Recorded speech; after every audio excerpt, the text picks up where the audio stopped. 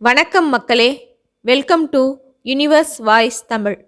இன்று நாம் காண இருப்பது சூடிக் கொடுத்த சுடற்கொடியால் ஆண்டாள் நாச்சியார் இயற்றிய திருப்பாவை பாடல் 15.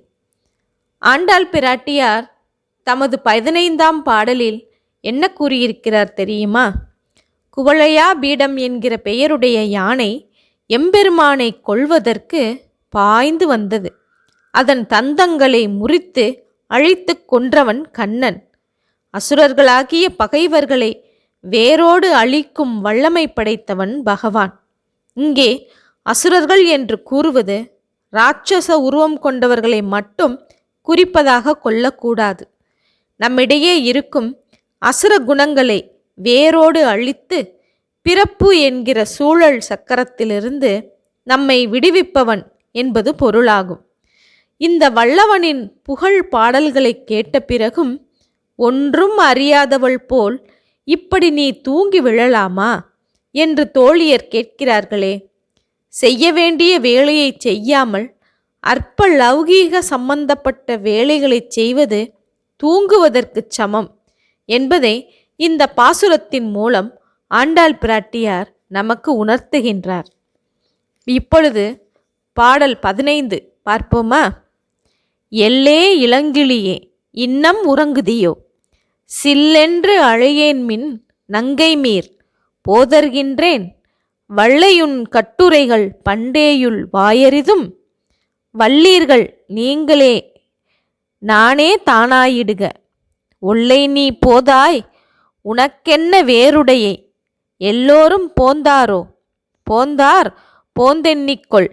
வல்லானை கொன்றானை மாற்றாரை மாற்றழிக்க வல்லானை மாயனை பாடேலோர் எம்பாவாய் என்று பாடுகின்றார். இதன் பொருள் என்ன தெரியுமா? பொழுது விடிந்த பின்பும் தூங்கும் இளங்கிளியே, இன்னமுமா தூக்கம் போதவில்லை? உன் தோழியர்கள் சொல்கிறார்கள், நங்கையரே சிலு சிலுவென்று அழைக்க வேண்டாம், இதோ எழுந்து வந்து விடுகின்றேன் என்று தூங்கியவள் சொன்னாள். உடனே தோழியர், நீ சாக்கு போக்கு சொல்வதில் சமர்த்தை என்பதை நாங்கள் முன்பே அறிவோம் என்றார்கள். நீங்கள் கெட்டிக்காரர்கள், என்னை எழுப்பிவிட்டீர்கள். நான் சாமர்த்தியக்காரி என்று நீங்கள் சொன்னாலும் பாதகமில்லை என்று மீண்டும் தூங்கியவள் பதில் கூறுகிறாள். உடனே தோழியர், எல்லோரும் போகும் வழியில் நீ வரவேண்டியதுதானே, உனக்கென்ன தனி வழி என்று கேட்டார்கள்.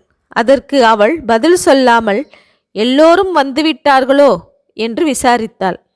உடனே தோழியர்கள் வந்துவிட்டார்கள், எழுந்து வந்து எண்ணிக்கொள். வலிமையுள்ள குவளையாபிடத்தை கொன்றவனை, பகைவர்களை வேரோடு அழிக்க வல்லவனை, மாயனை பாடுவதற்கு எழுந்து வா என்றார்கள். இப்படியாக இந்த பொருள்படியாக இந்த பாசுரம் அமைந்துள்ளது.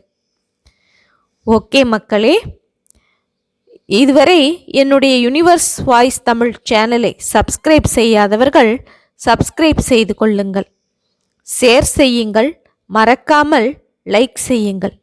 மீண்டும் இதன் தொடர்ச்சியை அடுத்த காணொளியில் காண்போம். நன்றி, வணக்கம்.